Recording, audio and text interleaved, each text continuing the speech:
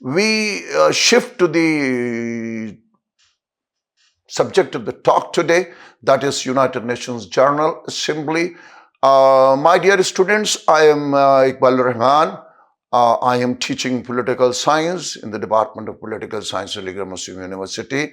And I would say that you also know it, that the General Assembly is the most democratic part of United Nations. Its work better reflects the will of the people than does the United Nations Security Council. The whole of the United Nations is in need of the reform. This is an organ. This is on the agenda of the United Nations. Actually, regarding United Nations General Assembly reform, various proposals from time to time have been proposed, put forward, but nothing significant has been done in this regard so far. The desire of the United Nations members, the desire of the whole community is that this body should be strengthened. They insist that, they want that the UN General Assembly be made more proficient, more viable, more responsible organ of the United Nations. It shall evaluate how well member states implement General Assembly resolution. Actually, this is the subject.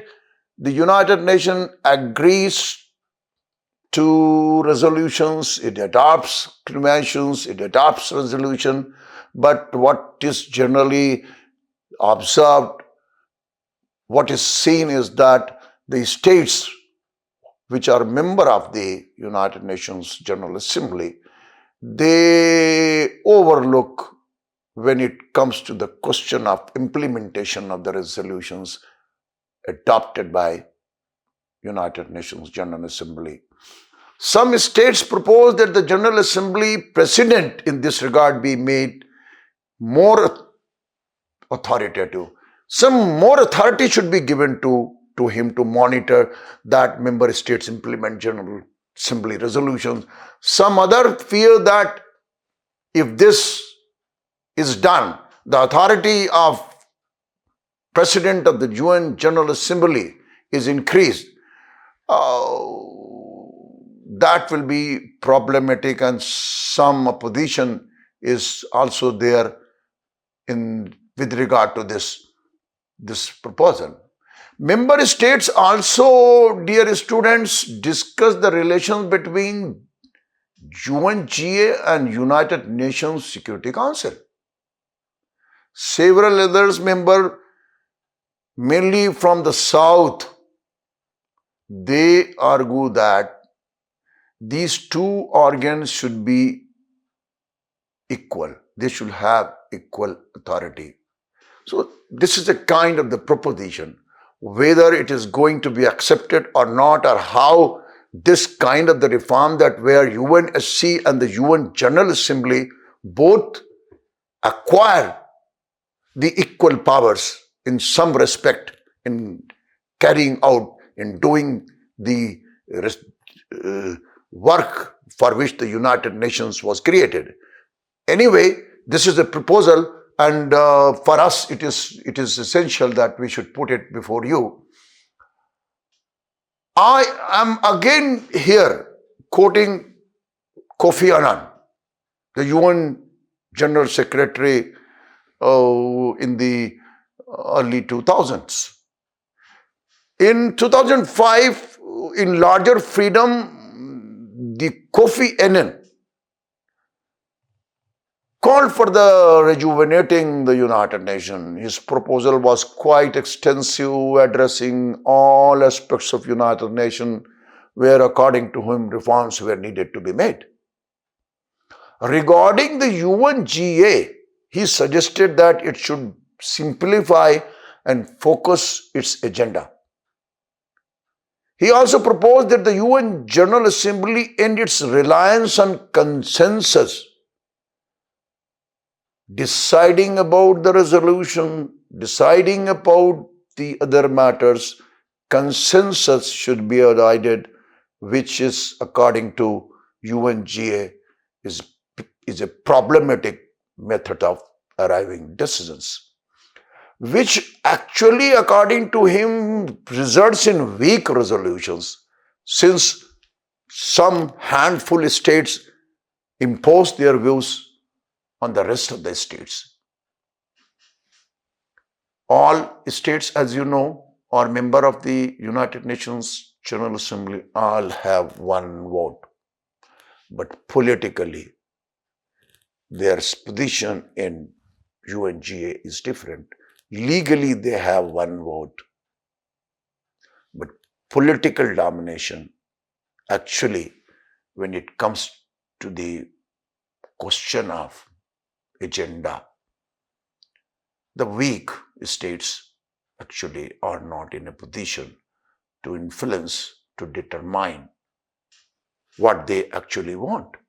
That is why the UN Secretary General Kofi Annan, in the beginning of the 2005, proposed this, that United Nations General Assembly shall more and more focus on the agenda, and it should avoid its reliance on consensus.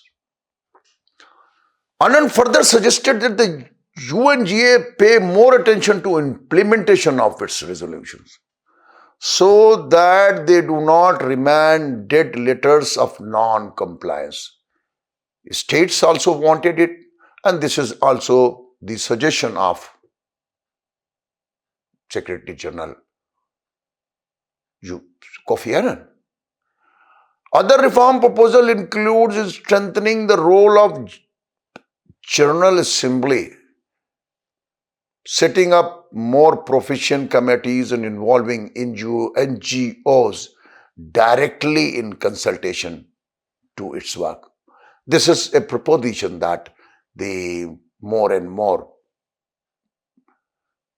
non-state actors should be given place in formulation of the policies, in deciding about what is good, what is better, what is required. So those who are operating at the field level, like NGOs, they should be part of the United Nations discussions, deliberations, and they need to be given due recognitions. In 2007, the UN General Assembly adopted a resolution 61/292. It is about the revitalization of the role and authority of the General Assembly and strengthening its performance. This resolution, dear students, established an ad hoc working group on the revitalization of the General Assembly at the General Assembly's 62nd session in 2007. With emphasis on the implementation of the current resolution on revitalization, Resolution 61/292 aims at improving the General Assembly's role, authority, effectiveness, and efficiency, and request the UN General Secretary Ban Ki-moon to submit a report on the progress of this and prior resolutions at the 62nd session of the UNGA. A trilateral commission report notes that the shift from the world led by the two rival Soviet Union and now Russia and the US blocs meant a general diffusion of power, growth of economic interdependence, proliferation of transnational actors, nationalism in weak states, spread of technology, an increasing number of issues such as global environment, weapons of mass destruction, etc., that are both domestic and international, generated strong incentives to develop international cooperation than ever before. So in the change scenario, when the when the United Nations was created, it was actually created in view of the fact that it is the body, it is the creation of states, and it will work for the states. But as the situation changed, the threats changed, the conflicts changed, the nature of security changed, they became more internal, they are less intra-state, they are majority of domestic natures. So many changes have happened. So they need to be the subject of reform, the subject of consideration, that how UNGA could be made more effective to address this kind of the change which actually has happened. To strengthen the UN General Assembly, a global organization, and think tanks are pushing for the establishment of a United Nations Parliamentary Assembly, which is also called as a Nations People Assembly. It is a proposition to the United Nations system, in addition to the 6 main organs that eventually would allow for direct election of UN Parliament members by citizens of all over the world. So, this is a proposition that in order to strengthen the existing UN General Assembly, which is representative of the states, there is need that one institution shall be created which should ultimately evolve itself into a institution, an organ of the United Nations, which would be the representatives of the people of the world. That is the idea, that it is believed that if this happens, this could strengthen the United Nations itself and the United Nations General Assembly. This proposal of Parliamentary Assembly is not new. It dates back to the founding of the League of Nations in 1920s. League founders considered and rejected the plan to include a People's Assembly as part of the League's structure. This was rejected there. It was right at the time of the formation of the United Nations in 1945. Various propositions at that time were made at different levels from different peoples. Being remained dormant throughout the Cold War, it recently gained traction as many parliamentarians and citizens group across the world seek to counter the growing influence of the unelected international bureaucracies at the United Nations. Unelected bureaucracies, they are also represented at the UNGA. The support of the United Nations Parliamentary Assembly gradually grew worldwide. In early 1993, I'm just giving some references to you to give a picture that how Parliamentary Assembly has become the subject where it is being said that this should be a major reform at the United Nations. In 1993, the House of Commons of Canada Standing Committee on External Affairs and International Trade presented a report stating, by way of building the public and political constituency of the United Nations, the committee recommends that the Canada support the development of a United Nations Parliamentary Assembly. The Campaign for Democratic United Nations, the International Network for United Nations Second Assembly, and the Global People's Assembly movement began circulating United Nations Parliamentary Assembly proposals around 1955, and other organizations, dear students, such as One World Trust began publishing analysis of how to proceed in current political situations. So this is an ongoing movement, and with the passage of time, it has gained strength.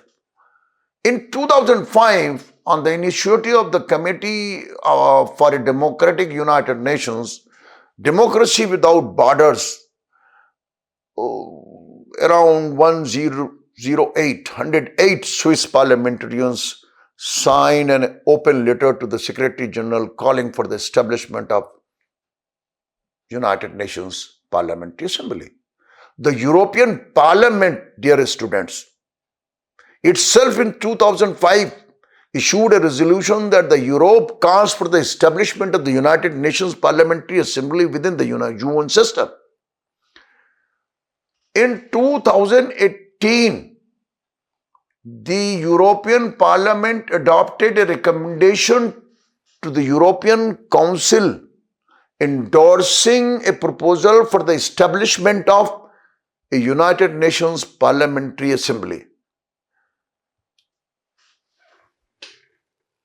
In 2007, I said that as the new century began, the movement for parliamentary assembly to be created in the United Nations became stronger and stronger and stronger.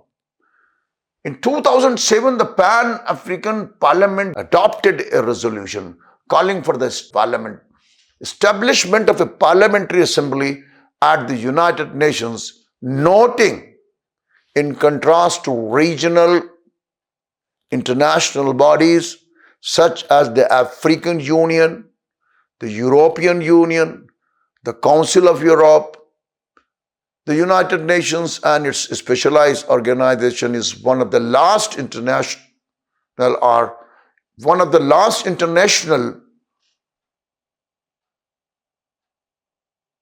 lacking for an integrated and institutionalized parliamentary assembly. There is European Parliament, there is Parliament in the African Union, there is Parliament at other regional organizations. They have created it. United Nations doesn't have it. So there is movement, there is proposal that it is the need of the hour. The campaign for United Nations Parliamentary Assembly was formed in 2007 by Democracy Without Borders to coordinate pro-United Nations Parliamentary Assembly, which was in 2017 received the support of 16,000 members of parliament from over 100 countries worldwide. This is not a small movement. 17,000 members of parliament from across the 100 countries is not less number. The proposal to add a parliamentary assembly to the UN General Assembly has gradually, as I said, acquired some important supporters from all over the world. Among them from UN General Secretary Boutros Boutros-Ghali, former Director General of World Trade Organization, Mike Moore and more UNESCO, and the former UNESCO Director General Mayor Zaragoza. The European Parliament, the Pan-African Parliament, and the Latin American Parliament have all adopted resolutions, as have the Liberal International, the Socialist International, and the Global Congress, etc., etc. They all are in support of the United Nations Parliamentary Assembly to be created in the United Nations. In regards to the United Nations, the campaign for United Nations Parliamentary Assembly is a global network now of parliamentarians, non-governmental organizations, and of course the scholars that advocate for representatives, not only states, to have a direct and influential role in global policy. The UN founding documents include few mechanisms for direct participation of citizens or legislators, aside from Article 71 provision allowing ECOSOC to grant consultative status to certain organization, and Chapter 18 and 19 requirements that ratification and amendments to be approved by the member states. What is being said here, dear student, is that Article 71, which deals with the ECOSOC is authorized to grant the consultative power to some organization. It can just invite them to be part of the issues. It can take feedback from them. And in matters of ratification, when any resolution is to be ratified or amendment is to be made, the Charter provides that the state, the elected body of the people, the governments of that state, they need to do the ratification. So in accordance with their respective region, in accordance with their respective constitutional process, which typically involve legislation, which typically involves legislators, parliamentarians. This is already provided there in the Charter of the United Nations. So it would not be something new that the non-state actors would be the first time that they will be made exclusively part of the United Nations system by creation of United Nations Parliamentary Assembly. The word Federalist Movement Canada asserts that the General Assembly has authority to establish the UNPA as a subsidiary body of the United Nations General Assembly under Article 22 of the United Nations Charter. Mr. Childers and Sir Brian endorsed this approach in their book published in 1994, Renewing the United Nations System. The Committee for a Democratic United Nations recommended the establishment of a United Nations Parliamentary Assembly under Article 22 or a transformation of the Internal Parliamentary Union in its report Developing International Democracy, authored by Andries, the co-founder and director of the United Nations Parliamentary Assembly campaign. Under United Nations Parliamentary Assembly system, government would continue to be equally represented in the General Assembly. There is no threat to them. The governments would be represented. Their representation would not end. They would continue to be the part of the United Nations General Assembly. The UN General Assembly may likely function at first as the unelected upper house of bicameral UN system. This decision, if any taken, had to pass through both bodies, the General Assembly and the United Nations Parliamentary Assembly, with certain qualified majorities in order to have effect. So both can exist, both in cooperation can work out a system where the new institution of Parliamentary Assembly can work in coordination with the UNGA. That will further strengthen the functioning of the United Nations.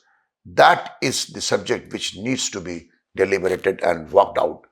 The United Nations Parliamentary Assembly can begin as a consultative body. This is one of the option, one of the proposition that it should begin its life as a consultative organs, consultative system, whose powers could be augmented as it evolved into directly elected assembly. Step by step, it should be provided with genuine rights of information, participation, and control vis-a-vis the United Nations and the organizations of the United system. Organizations of the United Nations system. The number of seats allocated to each country might be in dispute, but this could be worked out that on certain criteria that what and how many seats to be given to whom. There might be certain factors which could be designed, which could be agreed upon, which could be made. Actually, the criteria for deciding that which country should be given what number of parliamentary seats at the United Nations Parliamentary Assembly if it is created, if the United Nations is reformed and the reform is agreed, means this is agreed that this is going to be the seventh organ of the United Nations. That will be a I think a tremendous act involving the strengthening of United Nations overall and actually involving the people participation through their elected representatives in matters of policies to decide about. So this, if agreed upon and this reform is done, that will not only actually help the United Nations to address the new situations which it faces these days on the lines of European Parliament, on the lines of regional parliaments which the many regional organizations have created at their levels. So European Union, as it has evolved itself into a supranational organization, so this possibility in case of the United Nations cannot be completely ruled out. If we conceptualize the very idea of integration, very idea of cooperation, very idea of international organization, that without integration,